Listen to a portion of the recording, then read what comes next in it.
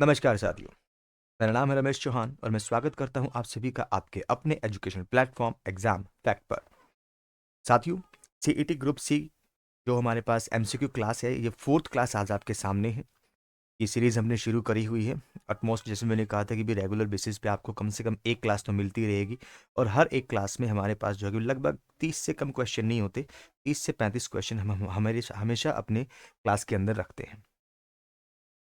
अब बस आपसे एक ही रिक्वेस्ट हमारी रहने वाली है, वो ये है, लाइक शेयर एंड सब्सक्राइब करते रहा करिए। हमको एक मोटिवेशन मिलता है ताकि हम बेहतर तरीके से आपको और ज़्यादा अच्छी क्लासेस जो है वो प्रोवाइड करा पाएँ।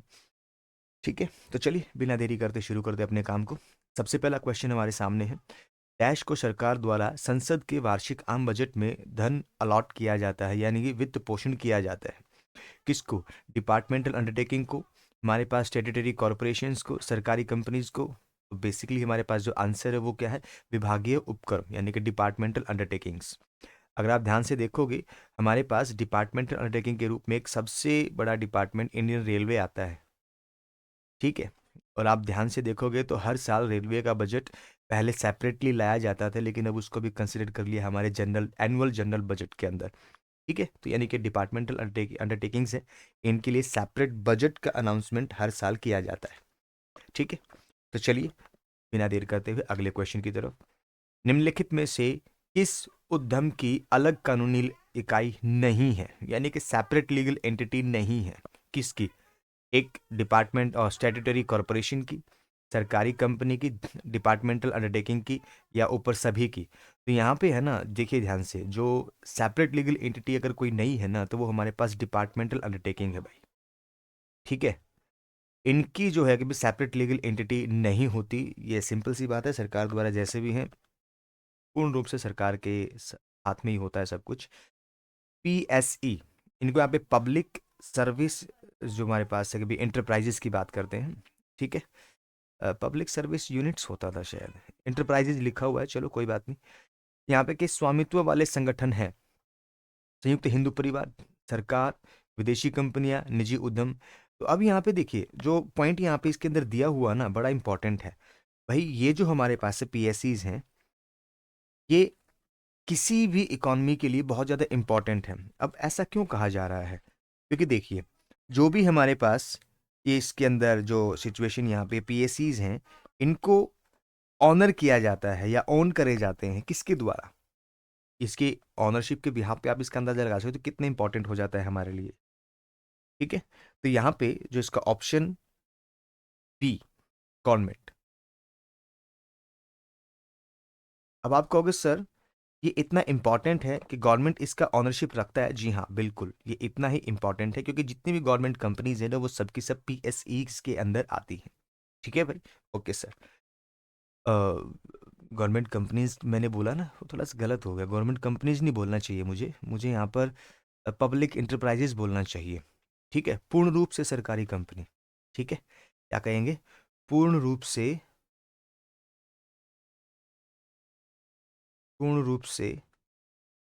सरकारी, ये बोलना चाहिए मुझे इसको। अच्छा सर, ठीक है, आगे चलते हैं। यहाँ पे कहता है सार्वजनिक क्षेत्र की फर्म और निजी क्षेत्र के बीच साझेदारी कहलाती है। ठीक है, कोई भी सार्वजनिक क्षेत्र की जो फर्म है, ठीक है, और यूं कहा जाए कोई प्राइवेट सेक्टर है, उनके बीच में अगर कोई पार्टनरशिप होती है तो वो क्या कहलाती है? पार्टनरशिप? जी नहीं, क्योंकि आपको पता है पार्टनरशिप जो है ना, वो सिर्फ और सिर्फ दो लिविंग बींग ही आपस में कर सकते हैं। ठीक है, कृत्रिम व्यक्ति यानी कि आर्टिफिशियल पर्संस आपस में पार्टनरशिप नहीं कर सकते, ये ध्यान में रखें यहाँ पे। लेकिन सर इसने तो पार्टनरशिप बोला हुआ है, तो जी हाँ, इसने सिर्फ और सिर्फ जो कहा जाए मिलके काम करना है, इसीलिए इसको पार्टनरशिप बोला है, ये एग्जैक्ट में पार्टनरशिप नहीं कहलाती। ठीक है सर, फिर कहते हैं कि भी सरकारी निजी कंपनी भागीदारी। जी हाँ, ये ऑप्शन हमारे पास बिल्कुल सही है। इसको हम हिंदी में, सॉरी, इंग्लिश में पब्लिक प्राइवेट पार्टनरशिप कहते हैं। ठीक है, पब्लिक प्राइवेट पार्टनरशिप। ये क्या होता है सर? तो आपने जितने भी टोल्स वगैरह देखे होंगे, आजकल देख रहे होंगे आप, सरकार सड़कें बनवा रही है, सरकार बड़े बड़े इंफ्रास्ट्रक्चर ब्रिजेज, इंफ्रास्ट्रक्चर प्रोजेक्ट्स चला रही है, तो उनको कौन कर रहा है? उनको सब पीवीटी कंपनीज ही फुलफिल कर रही हैं सर। ठीक है, कौन कर रही है? पीवीटी कंपनीज फुलफिल कर रही हैं, और सरकार तो बस एक मिडिलमैन का काम है, बाद में वो अपना पैसा आम जनता से वसूल कर सकती, टोल के रूप में किसी और तरीके से। ठीक है। नेक्स्ट, जब राष्ट्रीय सुरक्षा का सवाल हो तो डैश उपयुक्त है। देखिए, नेशनल सिक्योरिटी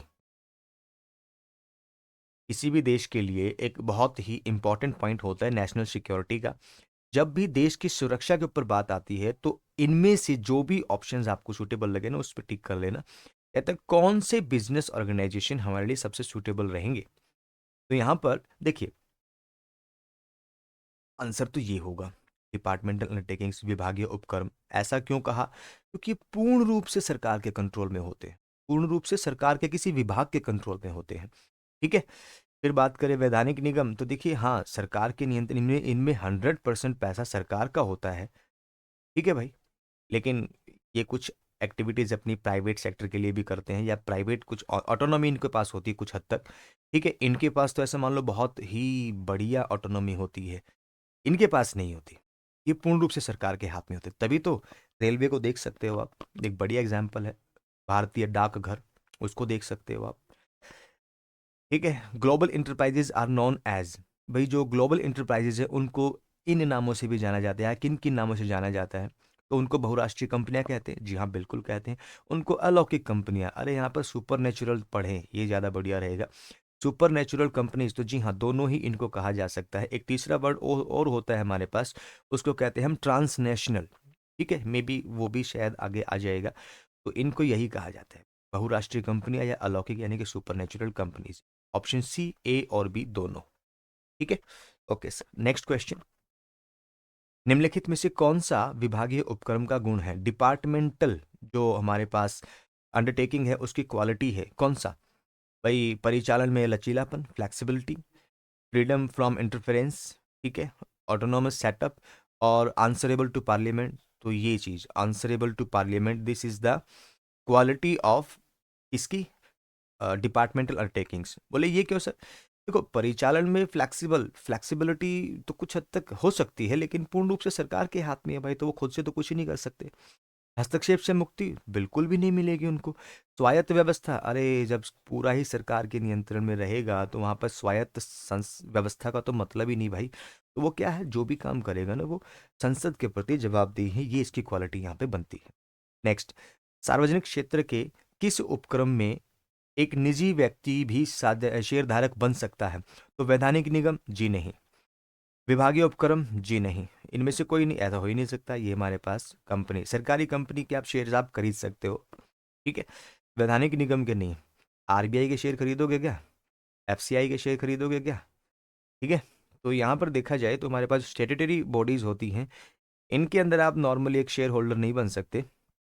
डिपार्टमेंटल्स के अंदर रेलवे के शेयर देखे हैं कि उनके तो होते ही नहीं। ठीक है। सरकारी कंपनी के अंदर आप कर सकते हो, जैसे ओएनजीसी है, भेल है, सेल है, वो हमारे पास। नेक्स्ट, डैश की स्थापना संसद की एक विशेष अधिनियम के तहत होती है। तो यहाँ पर विभागीय उपक्रम की, तो जी नहीं। वैधानिक उपक्रम की, तो कह सकते वैधानिक, हाँ इसकी होती है भाई, सरकारी कंपनी की भी नहीं। तो हमारे पास option B is the right answer. वैधानिक निगम यानी कि स्टेट्यूटरी कॉर्पोरेशंस की, स्टेट्यूटरी बॉडीज की जो हमारे पास स्थापना है वो एक विशेष एक्ट के तहत करी जाती है। भारत में सरकारी कंपनी, अगला क्वेश्चन आ गया है, भारत में सरकारी कंपनी के मामले में शेयर किन के नाम पर खरीदे जाते हैं? तो definitely president of India. President of India is the right answer. यानी कि कोई भी हमारे पास गवर्नमेंट कंपनी है, कोई भी सरकारी कंपनी है जिसके अंदर कहते हैं ना भारत सरकार का हित है, भारत सरकार ये सरकारी कंपनी है, कैसे बनती है वो, किसके नाम पे उनके शेयर परचेज करे जाते हैं? तो प्रेसिडेंट ऑफ इंडिया के नाम पे उनके शेयर्स को परचेज किया जाता है। फिर यहाँ पे कहते हैं स्वायत्तता, इसको ऑटोनॉमी कहते हैं हिंदी में भाई। ठीक है, ऑटोनॉमी, सॉरी इंग्लिश में हिंदी में स्वायत्तता है, तो इसको ऑटोनॉमी कहा जाता है इंग्लिश में। स्वायत्तता की अधिकतम डिग्री का आनंद लिया जा सकता है। तो देखिए भाई, जो हमारे पास गवर्नमेंट कंपनी दोनों तरफ एक ही लिखा हुआ है, तो ऑप्शन ए और सी दोनों के दोनों ही भाई, यहाँ पे गवर्नमेंट कंपनी नहीं आना चाहिए था। ये मैं देख पा रहा हूँ कि टाइपिस्ट की वजह से थोड़ा सा, टाइपिस्ट भी हम ही है भाई, हो जाती है गलती कभी कभी। तो यहाँ पे थोड़ा सा है ना कि भी इशू है, तो इसके अंदर देखिए वैधानिक कंपनीज, इसके अंदर वो क्या क्या बोलते हैं उसको, अरे ये क्या, हाँ स्वायत्तता, इसके अंदर स्वायत्तता तो होती है, यानी कि सरकार का नियंत्रण होता है, लेकिन कुछ हद तक इनको भी फ्रीडम होता है, लेकिन जितना फ्रीडम सरकारी कंपनीज को होता है ना उतना नहीं होता। यहाँ पर मेरे ख्याल से डिपार्टमेंटल अंडरटेकिंग्स कर लेना चाहिए था, डिपार्टमेंटल अंडरटेकिंग्स, ये यहाँ पे लिखना चाहिए था। तो डिपार्टमेंट अंडरटेकिंग्स को तो बिल्कुल ही फ्रीडम नहीं होती। वैधानिक कंपनीज को यानी कि स्टेट्यूटरी बॉडीज को यहाँ पर थोड़ा सा फ्रीडम होता है, और सबसे ज्यादा फ्रीडम मिलता है सरकारी कंपनीज को। आप देख सकते हो ओएनजीसी वगैरह जितनी भी हमारे पास इंटरनेशनल लेवल पे बिजनेस कर रही हैं सरकारी कंपनियां, उनके पास अपने कमर्शियल ऑपरेशंस को फुलफिल करने के लिए पूर्ण रूप से स्वायत्त होती है। वो अपना डिसीजन खुद लेते हैं, सरकार के ऊपर ज्यादा डिपेंड नहीं होते। नेक्स्ट, भारतीय रिजर्व बैंक और भारतीय खाद्य निगम किसके उदाहरण हैं? तो डिपार्टमेंटल अंडरटेकिंग्स तो जी नहीं, सरकारी कंपनी जी नहीं, सार्वजनिक निगमन, क्या क्या बोलते हैं इसको, सार्वजनिक निर्गमन, पब्लिक कॉरपोरेशन, तो जी हाँ, यही हमारे पास सही आंसर है। अब आप कहोगे सर सरकारी कंपनीज को भी तो हम सार्वजनिक निगम कर, देखो यहाँ पर बात हुई है कॉरपोरेशंस की, निगम की, ठीक है, कंपनी नहीं है, कंपनी नहीं है, निगम की बात चल रही है। तो यहाँ पे देखिए जो भी हमारे पास स्टेट्यूटरी बॉडीज होती हैं, स्टेट्यूटरी कॉरपोरेशंस होती हैं, उन्हीं को हम पब्लिक कॉरपोरेशंस के नाम से भी जानते हैं। इनको तो हम पब्लिक कंपनी पीसी, लेकिन कंपनी बोलते हैं, इनको कॉरपोरेशन नहीं बोलते, इनको हम कॉरपोरेशन बोलते हैं, ठीक है। तो इसीलिए जो स्टेट्यूटरी, अगर यहाँ पे सार्वजनिक निगम की बजाय यहाँ पर वैधानिक होता ना, तो तब भी आपको लगता कि हाँ यहाँ पर पब्लिक कॉरपोरेशन की बजाय स्टेट्यूटरी लिख दिया जाता, तो तब भी आंसर सेम रहता, ठीक है। ओके सर, नेक्स्ट क्वेश्चन, जनता के लाभ के लिए सार्वजनिक संपत्तियों और सार्वजनिक सेवाओं के प्रावधान के लिए सरकार और निजी व्यवसाय फर्म के बीच एक अनुबंध करते हैं, उसको सीधा सीधे सरकारी निजी कंपनी भागीदारी, पब्लिक प्राइवेट पार्टनरशिप, ठीक है भाई, ये निजी कंपनी ऐड हो गया बीच में, ठीक है। तो यहाँ पे सरकारी निजी यानी कि जनता के बेनिफिट के लिए भाई सरकार और प्राइवेट, सरकार प्लस प्राइवेट सेक्टर मिलके जब एक साझेदारी में आता है या यूं का एक काम को करता है, तो उसको हम यहाँ पे public private partnership, triple P, ठीक है, इस नाम से जानते हैं। Option A is the right answer. Next, सरकारी कंपनी वह कंपनी है जिसमें सरकार द्वारा रखी गई चुकता पूंजी निम्न में से कम नहीं होती, 51%। मेरे ख्याल से सभी को इसका आंसर पता होगा, 51% से कम पूंजी अगर होगी तो वो कंपनी सरकारी नहीं होगी। नेक्स्ट, बहुराष्ट्रीय कंपनियों में, हाँ हाँ ये चीज यहाँ पे मैं एक्सप्लेन कर देता हूँ, पूरा ध्यान में रखो। हमारे पास स्टेट्यूटरी बॉडीज, जिसको हमने वैधानिक निगम बोला, उसके अंदर पूरा का पूरा पैसा जो है कि किसका, या पूर्ण जो कंट्रोल होता है वो सरकार का होता है, फुल्ली ओन होती है सरकार की। जो हमारे पास डिपार्टमेंटल अंडरटेकिंग है वो भी हमारे पास 100% गवर्नमेंट की होती है भाई, ठीक है। लेकिन जो हमारे पास गवर्नमेंट कंपनीज है ना, तो उनमें मिनिमम 51% शेयर होता है, इसीलिए इनको गवर्नमेंट कंपनीज कहा जाता है। अब इनको डिपार्टमेंटल अंडरटेकिंग में और हमारे पास जो स्टैट्यूटरी बॉडीज हैं इनमें क्या अंतर है, इनको एक स्पेशल एक्ट के तहत बनाया जा रहा होता है, इनके लिए एक्ट नहीं बल्कि ये तो सिर्फ और सिर्फ एक डिपार्टमेंट के अंदर, डिपार्टमेंट के अकॉर्डिंग इनको काम करने के लिए रेडी किया जाता है। तो डिपार्टमेंट के अंदर काम कर रहे हैं तो डिपार्टमेंटल अंडरटेकिंग्स, और एक विशेष एक्ट बना के अगर सेटअप किया तो हमारे पास स्टेट्यूटरी बॉडीज। और अगर मान लो कि भी सिंपल है भाई, कोई एक्ट नहीं है, कोई डिपार्टमेंट नहीं है, सिंपल एक कंपनी थी बस, उसमें सरकार ने अपना पैसा लगा दिया, तो वो हमारे पास गवर्नमेंट कंपनीज बन जाएंगी, ठीक है। मेरे ख्याल से यहाँ से आपको एक बहुत अच्छा ओवरव्यू मिल चुका होगा तीनों का। नेक्स्ट, बहुराष्ट्रीय कंपनियों में केंद्रीकृत नियंत्रण का अर्थ, इनके द्वारा प्रयोग किया जाने वाला नियंत्रण। अब एमएनसी होती है ना, तो इसमें केंद्रीयकरण जो कंट्रोलिंग है, सेंट्रल कंट्रोलिंग का मतलब क्या होता है और कौन करता है? तो देखिए, कोई भी एक मल्टीनेशनल कंपनी है ना, तो वो जिस देश में उसका ओरिजिन हुआ उस देश में उसके हेडक्वार्टर होते हैं भाई, ठीक है, हेडक्वार्टर्स होते हैं, और वहीं से उस पूरी कंपनी की जो है कि भी फाउंडेशन चलती है, सब कुछ डिसीजन वहीं से होता है। तो यानी कि जो मल्टीनेशनल कंपनीज है ना, उनका जो कंट्रोलिंग है ना, उनके मुख्यालयों से होता है, उनके हेडक्वार्टर से होता है। Option C is the right answer. Next question, विभागीय उपक्रम पूरी तरह से एक सरकारी मंत्रालय के स्वामित्व, प्रबंधन और नियंत्रण में रहते हैं, तो जी हाँ, कथन एक बिल्कुल सही है। फिर विभागीय उपक्रम की पूंजी का कम से कम 51% राज्य सरकार या केंद्र सरकार के पास होना चाहिए। जी नहीं, ये बात नहीं है, क्योंकि यहाँ पर तो सारा पैसा ही सरकार का होता है, तो 51% वाला पॉइंट बिल्कुल ही गलत है। तो यहाँ पे ऑप्शन एक सही है, दो गलत है। तो कौन सा है? ऑप्शन एक सही, दो गलत, option C. Option C is the right answer. ठीक है, नेक्स्ट क्वेश्चन। कथन एक, एक वैधानिक निगम का गठन प्राइवेट लिमिटेड कंपनी या पब्लिक लिमिटेड कंपनी के रूप में किया जा सकता है। ध्यान दे, इसने वैधानिक निगम बोल दिया भाई, स्टेट्यूटरी कॉरपोरेशन बोल दिया इसने, और वो तो पूर्ण रूप से सरकारी होती है, तो उसमें प्राइवेट लिमिटेड का तो मतलब ही नहीं होना चाहिए। ठीक है, और पब्लिक लिमिटेड, तो यानी कि स्टेटमेंट एक गलत है। फिर यहाँ पे स्टेटमेंट नंबर दो, भारतीय रिजर्व बैंक और खाद्य निगम, भारतीय खाद्य निगम वैधानिक निगमों के उदाहरण है। ये सही है भाई, यानी कि स्टेटमेंट एक गलत और दो सही है। तो यहाँ पे option D is the right answer. Statement two is correct and statement one is wrong. ठीक है, नेक्स्ट क्वेश्चन पे चलते हैं। वैश्विक उद्यमों को अलौकिक कंपनियों या अंतर्राष्ट्रीय कंपनियों के नाम से जाना जाता है। तो मैं बता चुका हूं आपको, ये तीनों ग्लोबल इंटरप्राइजेस को हम यहाँ पर किस में, सुपरनेचुरल और ट्रांसनेशनल, ये आ गया ना ट्रांसनेशनल यहाँ पर, और इसके अलावा तीसरा नाम हमारे पास मल्टीनेशनल कंपनीज, तीनों नाम से जाना जा सकता है। तो जी हाँ, बिल्कुल सही जवाब है पॉइंट नंबर एक, यानी कि कथन एक हमारे पास सही है। अब फिर कहते हैं 1991 के इकोनॉमिक रिफॉर्म्स के बाद वैश्विक उद्यमों ने भारतीय अर्थव्यवस्था में महत्वपूर्ण भूमिका निभाई है। तो जी हाँ, बिल्कुल दोनों ही सही हैं, तो दोनों ही कथन सत्य हैं, यानी कि option A is the right answer. ठीक है, नेक्स्ट क्वेश्चन। सरकारी कंपनी के गठन के लिए संसद के अलग कानून की आवश्यकता है।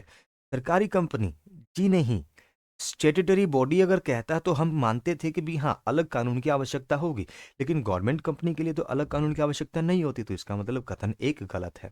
बात करते हैं कथन दो की। तो सरकारी कंपनी के संपूर्ण प्रबंधन और प्रशासन पर नियंत्रण करती है। कौन करती है? सरकार करती है। तो ये क्या लगता है आपको, सही है क्या?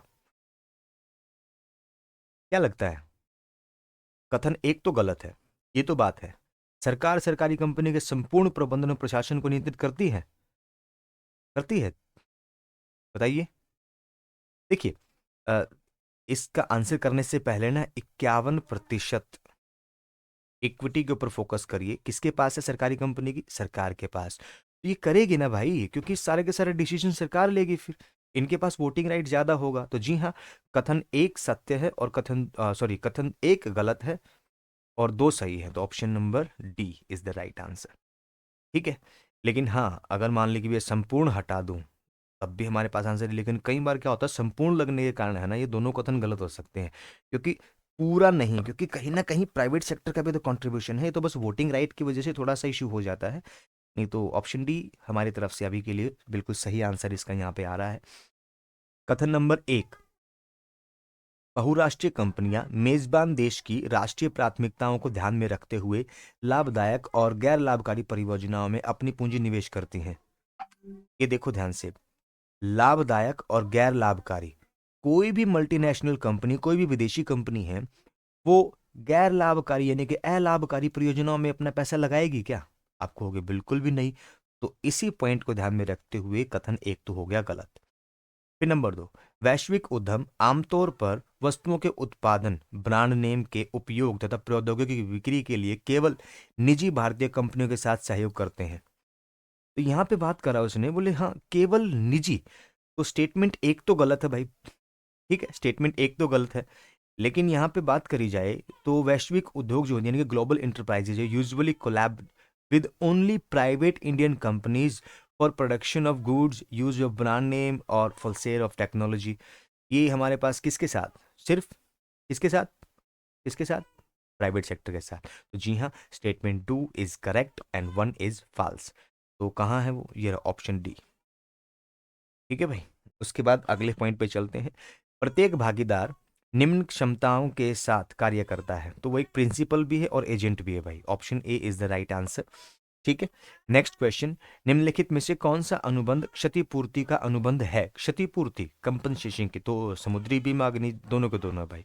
Option C is the right answer.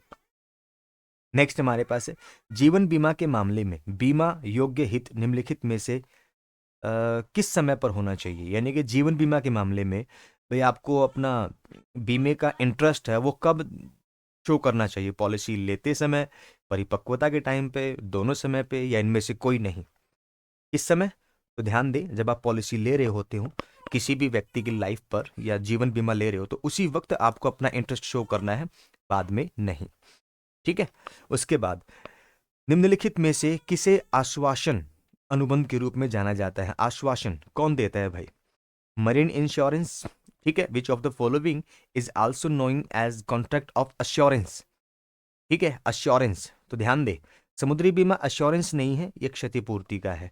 ठीक है, लाइफ इंश्योरेंस इसने यहाँ पे लिखा हुआ है। ठीक है, हिंदी में थोड़ा सा इशू है भाई, ये अश्योरेंस होता है। ठीक है, मरीन इंश्योरेंस बिल्कुल भी नहीं है, हेल्थ इंश्योरेंस बिल्कुल भी नहीं है, फायर इंश्योरेंस बिल्कुल नहीं, क्योंकि ये सभी के सभी हमारे पास कंपनसेटिंग नेचर के हैं। अश्योरेंस सिर्फ इकलौता बीमे मिलता है। ठीक है, यानी कि लाइफ इंश्योरेंस में यहाँ पे अश्योरेंस दिया जाता है। यहाँ पे नेक्स्ट क्वेश्चन है, in case of which card holder can spend money only up to the balance in his account? तो डेबिट कार्ड है भाई, सीधा सीधा, यानी कि जब तक आपके बैंक अकाउंट में पैसा है तब तक आप खर्च कर सकते हो, उसके बाद आप खर्च नहीं कर सकते। तो ये कौन है? Debit card. जबकि क्रेडिट कार्ड तो इसका उलट होता है, आप खर्चा करो बाद में आपसे ले लिया जाएगा, ये कहना है क्रेडिट कार्ड का।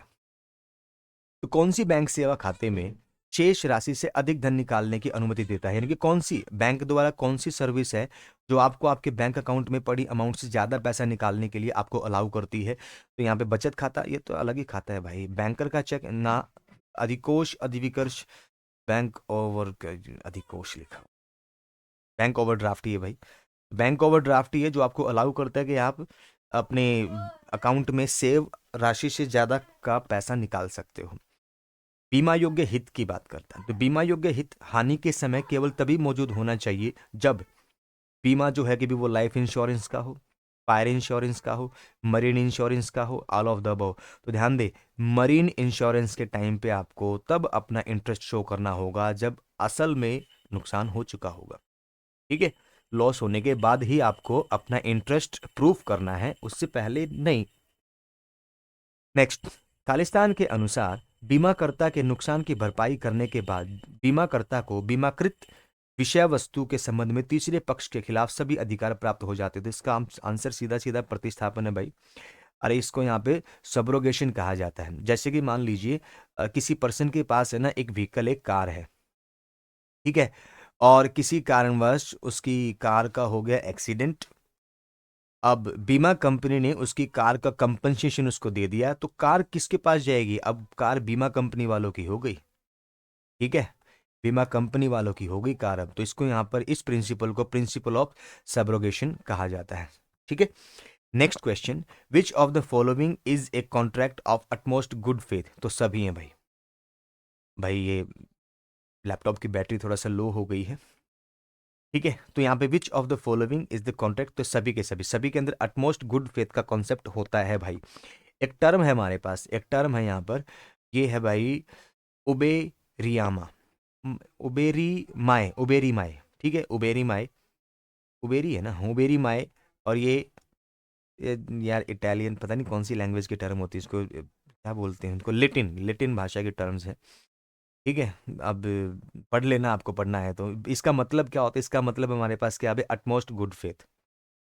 ठीक है, utmost good faith. Next, dash बचत खाते को सावधि जमा खाते से जोड़ा जा सकता है। मल्टी ऑप्शन यानी कि एकाधिक विकल्प जमा खाता, मल्टी ऑप्शन डिपॉजिट अकाउंट। इसके अंदर क्या होता है कि आप खाता तो सेविंग्स ही खुलवाते हो, लेकिन उसकी एक अपर लिमिट है। मान लीजिए यहाँ पे अपर लिमिट आपने लगा दी 31,000। भाई अगर आपके अकाउंट में कभी भी 31,000 की बजाय 32,000 हो गया ना, तो ऊपर वाले 1,000 तुरंत उनकी क्या कर दी जाएगी? एफडी कर दी जाएगी। ठीक है, 31 तक रहे तो कोई दिक्कत नहीं, 31 से नीचे रहे तो कोई दिक्कत नहीं, 31 से ऊपर जितना भी पैसा डिपॉजिट कराओगे वो सब आपका किस में? एफडी में कन्वर्ट हो जाएगा। ऐसा अकाउंट अगर कोई है तो वो मल्टी ऑप्शन डिपॉजिट अकाउंट। ठीक है, नेक्स्ट, यहाँ पे कहते हैं कि भी जो रमेश है ना, उसने अपने व्यवसाय के लिए एक बैंक में खाता खोलना चाहता है जिसमें वो दिन में कई बार पैसे जमा कर और निकाल सकता है। तो वो कौन सा खाता खुलवाएगा? तो वो चालू खाता खुलवाएगा भाई। ठीक है, नेक्स्ट, हानि की स्थिति में मुआवजा पाने वाली फर्म के व्यक्ति को खालिस्तान के रूप में जाना जाता है, बीमित व्यक्ति के रूप में जाना जाता है भाई। ठीक है, क्योंकि बीमा करता है तो बीमा कंपनी हो गई है, और बीमित व्यक्ति हमारे पास। यहाँ पे जारीकर्ता बैंक शाखा द्वारा प्राप्तकर्ता को इसके भुगतान की पूरी गारंटी होती है। तो खालिस्तान के अपमानित नहीं होते, इसको डिसऑनर्ड कहा जाता है, ठीक है भाई। इसको अनादरित होने का कोई जोखिम नहीं। तो बैंक ड्राफ्ट, क्योंकि बैंक ड्राफ्ट में आप पैसा पहले डिपॉजिट करा चुके होते हो, बस सामने वाले बैंक को सीधी पेमेंट ही मिल रही है, तो उसमें कोई रिस्क नहीं होता। अब यहाँ पे कहते हैं चौहान ने अपने घर का अधिकतम बीमा जो है 4 लाख रुपए का एक मिनी कंपनी से कराया, और 8 लाख रुपए का बीमा किससे जो है दूसरी कंपनी से कराया, ठीक है। तो यहाँ पे देखो 4 लाख और 8 लाख, अगर मैं इसका रेशियो निकाल देता हूँ तो मेरे पास कितना हो जाएगा, 1:2। यानी कि उसने टोटल जो इंश्योरेंस है उसके दो पार्ट्स कर लिए, कंपनी एक से उसने यहाँ पे और कंपनी बी से। अब बाद में पता लगा कि भी चौहान को नुकसान हो गया, घर का कुछ लॉस हो गया, आग लगी कैसे भी, तो उसको 4,80,000 रुपये का नुकसान हुआ। तो ये क्या करेंगे, कंपनी ए और बी इस 4,80,000 को है ना अपने इसी रेशियो में डिवाइड कर लेंगे, ठीक है। कैसे, 3 2 और 1 3, तो यहाँ पे 1/3, तो 3 एकम 3, 3 6 18, 1,60,000 कंपनी ए देगी, और यहाँ पर उसका दोगुना यानी कि भी 3,20,000 कंपनी बी देगी। कहाँ है, option D. Option D is the right answer. यहाँ पे ध्यान में रख लेना मैंने कैसे किया है, आप इसको दोबारा देख सकते हो। निम्नलिखित में से कौन सा बीमा का कार्य नहीं है, जोखिम बांटना, ये तो जोखिम तो बांटना ही है सर। पूंजी निर्माण में सहायता करना, जी हाँ बिल्कुल करता है सर। धन उधार देना, ये इसका आंसर नहीं, वो कार्य नहीं है, तो option C is the right answer. Next, निम्नलिखित में से कौन सा जीवन बीमा अनुबंध में लागू नहीं होता, सशर्त अनुबंध, एक तरफा अनुबंध, क्षतिपूर्ति। क्षतिपूर्ति यहाँ पे लागू नहीं होता, ठीक है। यूनिलैटरल कॉन्ट्रैक्ट तो ये होता है, सशर्त अनुबंध भी होता है, ठीक है, लेकिन ये क्षतिपूर्ति का कॉन्ट्रैक्ट बिल्कुल भी नहीं है भाई। तो इसी के साथ मेरे मित्रों आज की क्लास में इतना ही। बस आपसे एक ही दरख्वास्त है, हाथ जोड़ के कह लो या प्रेम भाव से कह लो, लाइक शेयर और सब्सक्राइब करते रहा करो। आपका एक लाइक, आपका एक कमेंट हमको बहुत ज़्यादा मोटिवेट करता है मेरे भाइयों। तो हम आपकी हेल्प करेंगे, आप हमारी हेल्प करें। तो मिलते हैं नेक्स्ट लेक्चर के अंदर, नेक्स्ट सेशन के अंदर। तब तक के लिए टाटा बाय बाय, जय श्री राम।